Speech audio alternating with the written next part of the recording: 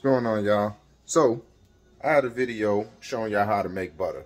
So now I'm going to take that butter and I'm going to make some cookies. Now, I'm not going to go crazy with the details and all that because I really don't feel like recording. But we're going to still have some fun today. So right now, I'm melting the butter. You see, I start the butter off first. I melt it. If you want, you could move it around a little bit to, melt it faster. But what I do, I just keep a low light under it. Because I keep the butter in the freezer. So, it lasts longer. And, whenever you're ready to use it, it's preserved better. So, I start off by getting the butter soft, melted, so, I can get in with the sugar. So, that's some brown sugar and that's white sugar. You got to pack up the brown sugar. You know what I'm saying? Make sure you got like at least a quarter of a cup of brown sugar. Make sure you got at least a quarter of a cup of brown sugar and a half a cup of white sugar. You know what I'm saying? And what I'm going to do, I'm going to go ahead and when this butter is finished melting, I'm going to mix that into the sugar. You know what I'm saying? Okay, our butter is almost melted, or it's fully melted. So what I'm going to do, I'm going to pour this into the bowl with the sugar. So let me find a place where I can sit this thing at. All right, and we're gonna pour this in to the bowl of sugar.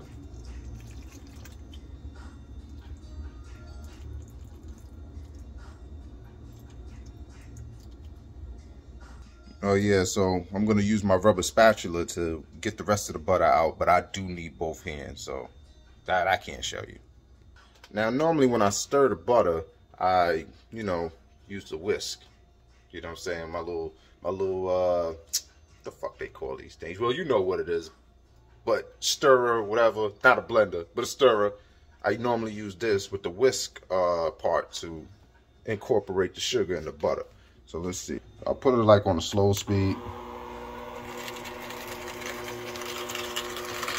You know what I'm saying? Slow and steady wins the race.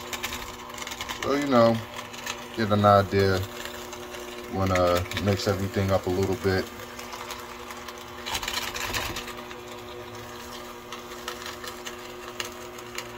Yeah, so I'm gonna come back when it's fully incorporated. All right, so this is somewhat incorporated. It's only but so much I can mix. But now I'm gonna add in the egg and I'm gonna add in some vanilla extract. Normally I use 2 half a teaspoons. No, matter of fact, yeah, I use 2 teaspoons of vanilla extract, and I use 1 egg. Oh yeah, always make sure too, right? If you're not too sure about, like half teaspoons and stuff like that, just try to get a little kit. You know what I'm saying? I got my little spoons. You know what I'm saying? My scoops anywhere from a quarter cup to a whole cup of the scoop. So, you always get your measurements correct. You know what I'm saying? And then even if all else fails, get the Pyrex. You know what I'm saying? So, there's all kinds of ways you can measure out your stuff. And believe it or not, before I actually got a lot of this stuff, I used to weigh it out on a scale. I would look at how much a stick of butter weighs. And believe it or not, I'll throw something on a digital scale and see what it weighs out to. I think a stick of butter ends up it weighs at 114 grams. I'm not sure, but I definitely did my research and weigh shit out if I don't have a measuring cup.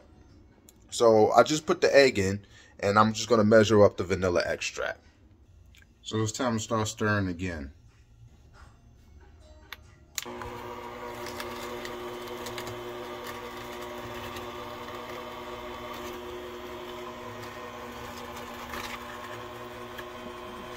I ain't never had so much problem with an egg yolk before. What the hell?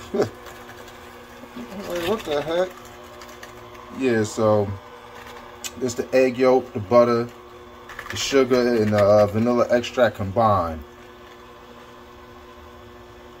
You know what I'm saying? So I whisk that up for a little bit. Get everything mixed together. You know what? Hold on a second. Put some light on. Yeah. And we got a better picture. So, I want to incorporate everything. Now, I'm not going to show y'all the whole mixture, but you know, you get an idea. Alright, so your butter's supposed to look like this. It should kind of look like this kind of like pasty looking stuff. So, turn that off. So what I'm about to do, right now I'm about to add in the flour, the salt, and a little bit of baking soda. So, like I said, I gotta go ahead and put some flour. So, like I said, I use my scoops. So I'm gonna use a cup and 1/3 of a cup of flour. I'm gonna use a 1/2 teaspoon of salt. I'm gonna use a 1/2 teaspoon of baking soda. See, I'm giving y'all the ingredients, you know what I'm saying? So y'all can try to copy it or do whatever, but you know, don't say that I ain't try to show love or, you know, teach people or show anybody how I do my thing, man. I'm not trying to be out here hating or, you know, I'm trying to give y'all a little game. Just know that, you know what I'm saying? Don't ever say that, oh, no, I'm trying to give y'all game. So you ain't got to follow my recipe, but you know what I'm saying? I'm just showing y'all. All right, so I just put my flour, baking soda, and salt into the butter and sugar. Now, saying, you know, this is not really officially a part of the recipe, so don't tell nobody, but I add a little dash of cinnamon to my recipe. I say a dash, I'm talking about like, yo, boom, that's all you need. That's it. That's it. That's all you need. You know what I'm saying? Cinnamon is a little strong and you don't want nothing to overwhelm it. So, but it gives it a nice little, kind of like a graham cracker sugar cookie taste. You know what I'm saying? So, you know, it adds on. Just a little bit though. So now, I took out my whisk. Now I got my spinners. You know what I'm saying? My stirrers. I don't know what exactly to call these extensions, but I'm going to call them the stirrers. So, and you start on a slow speed. You know what I'm saying? Now, every now and then, you're going to have to stop this and get the flour off of the stirrers. But, you know, you make sure everything is getting incorporated. Kind of hard for me to hold the phone in. You know what I'm saying? So it's going to start to look like nothing ain't happening. But you keep spinning, eventually the dough and everything gets mixed in. And, you know, it gets soft. You know, and it gets like a kind of like a paste or a cookie dough-ish, of course. And then that's when you can make your molds. So I'm not going to stir this whole thing, but I mean, I'm not going to stir. I'm not going to show the complete stir, but you're going to see afterwards. All right, so the cookie dough should look like this. You know what I'm saying? Before you add on your chocolate chips, you see, nice and mushy. I can pack it together. It's not dry. You see, that's the thing. You don't want your cookie dough to feel like it's dry or doughy. So this is moist, soft. You know what I'm saying? You can mold it. It's not falling apart. You know what I'm saying? That's how you want it to be. And trust me, my hands are clean. So you want your dough to look like this before you add on your chocolate chips. Now, I normally buy a Tall House, but these were on sale. And these are kind of expensive. So, I used these before. They're actually kind of good. So I'm going to put a cup of chocolate chips inside of this dough here. So, you know. You know what I'm saying? We're going to put it right in there. See how that goes. And once again, get your stir on. Now, I ain't gonna lie, it's kind of hard to do with the chocolate chips and holding the phone, so, but you see what I go through. But you want to make sure that everything is mixed in. The chocolate chips is not in all one spot of the bowl. You know, everything is in the dough. So, like I said, I can't go through the whole process, but I'm gonna show you what it looks like afterwards. So, your batter or your cookie dough should actually look like this. Now, as I'm gonna make my moldings, you know, after I put this thing in the moldings, I'm gonna, you know, try to be selective of how much damn chocolate chips I put in here. Some might get more than others. So what I do now, I'm gonna get everything packed. So some people, you know, you could use big cookies. You can make like what I used to do. I used to take like a teaspoon and put it out on an aluminum foil or a baking sheet for the size of the cookies. But now, what I do, I just use this thing right here. This is Freshware. It's like it's moldings for cookies. I used to use them for my jellos, like my candy and stuff like that. So you can definitely use this for the cookies. But the thing is, you're gonna get small cookies, which is okay for me because my joints be potent. So you know, you don't have to eat a whole cookie. You could just eat a bite. That's what I like to call them. I like to call them mini bites, like, you know, like the Intamin's thing. But I like to call them cookie bites. So you know what I'm saying? You could just dose by that. You ain't got to eat a whole cookie, eat half and try to measure it out. You eat one of those little bites. If it ain't working for you, eat another one and you're going to be all right. So I'm going to start putting this stuff inside the mold and I'm going to put it in the oven. All right, so this is kind of what it looks like. You know, I'm not done filling up these molds yet, but you see how much cookie dough I still got left.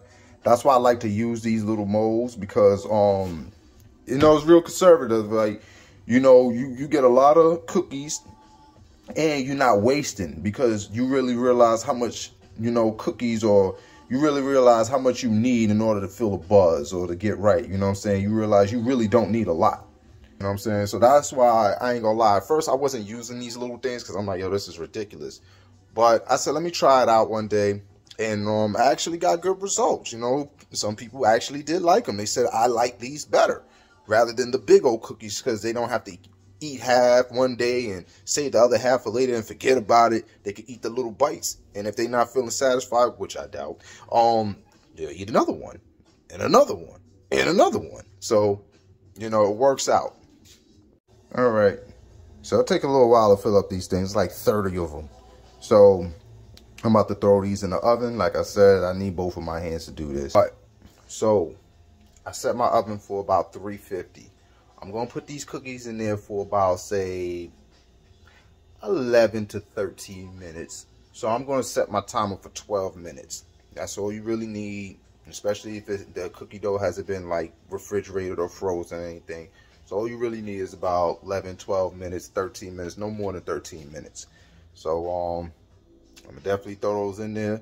So just keep in mind, man, you see, I showed y'all how to make the butter, and I'm showing you how to make these cookies. So what I just basically did, for those that don't really know how to hustle or know how to do anything, I just gave you a hustle and I showed you how to do it.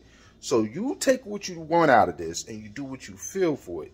Now, you don't have to go ahead and make cookies or do all of that, but I'm just saying, for those that's trying to figure something out, I just gave you something temporarily.